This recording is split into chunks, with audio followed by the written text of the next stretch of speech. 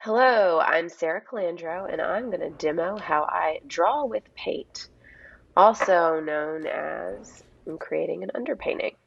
So I always start with a really small brush, probably a size 2. I try to use kind of a crappy brush, something that's maybe worn out a little bit because I don't want to use my good brushes.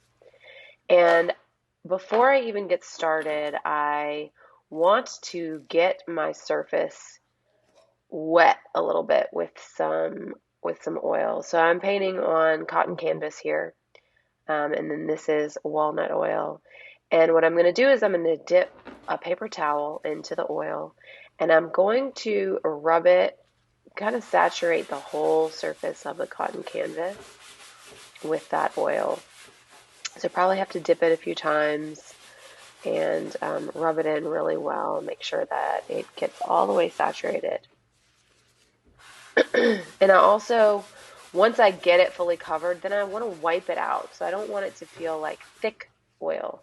It wants to be still fairly dry, just some oil soaked into the surface. So once I'm done with that, then I use the same oil and I dip it into a dark neutral paint that I've mixed specifically for my underpainting. And I want to tone my surface with this dark neutral. So I just rub it all along the surface just to give that surface. I don't want it to be so stark white when I start painting, or it'll feel just way, way too bright. I want it to be a little bit, just a little bit toned. So I rub it in and then I wipe it out again. I don't want it to feel wet at all.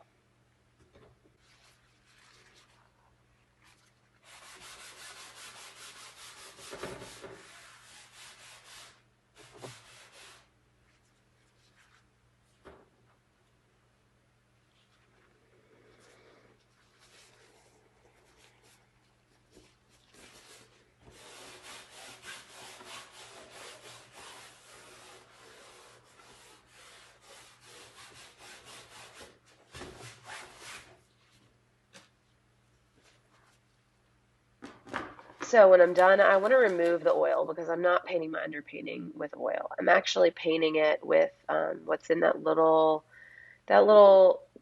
container is what I call my lean medium, and it's a 1-to-1 mix of Gamsol and walnut oil, or it can be linseed oil as well if you prefer. And so what I do is I dip my brush a little bit in that 1-to-1, and I mix it with a little bit of that dark neutral. And that is essentially what I use to do my whole underpainting. I don't want too much of the medium or too little of the medium. It's kind of have to find just the right balance. And I'm just dividing my canvas up into um, two different painting areas here.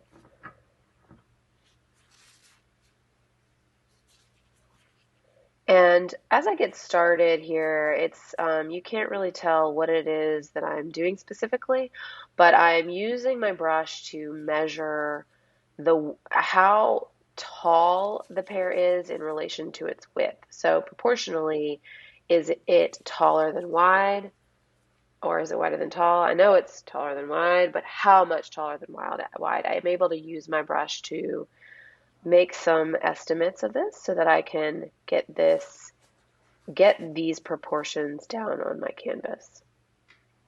And I'm just checking it there to make sure that the proportion, the height and width proportion is what I measured.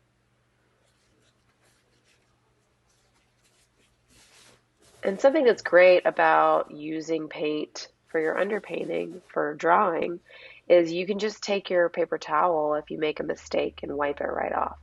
It just wipes right off, especially when you have that the prepared surface with the oil in it.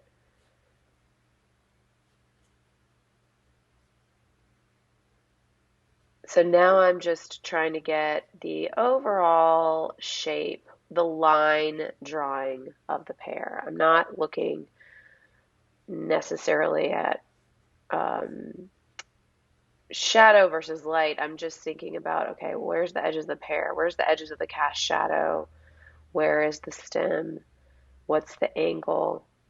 And here I'm going in and adding a line that is showing where the or where the shadow side of the pear sits. And that's pretty much all I need for my line drawing. It's pretty much done at this point.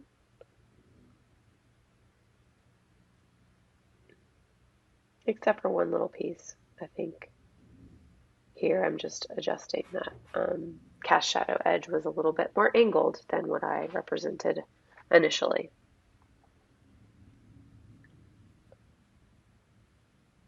So the next thing I'm going to do is I am going to separate shadow from light by massing in just a really, really, really loose, big shape of what is my shadow.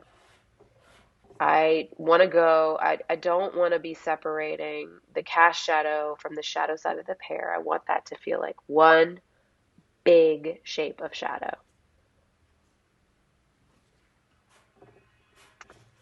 And wiping the paint off from inside this big massive paint, what it does is it just keeps the paint more intact. It gets rid of any excess paint. So later when I come over it with any color paint, it's less likely to mix in with my paint. After I'm done wiping, I like to go back and reestablish a few edges just to show where certain things are happening. And if you notice, I like to just go between using my brush to apply paint to the canvas and using my paper towel to wipe paint away.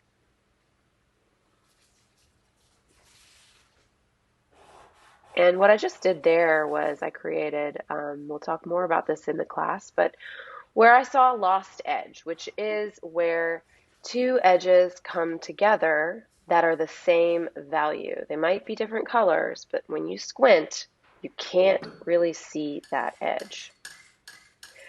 And that is all it takes for the underpainting of this little pear. So I clean up my palette and I am ready to go.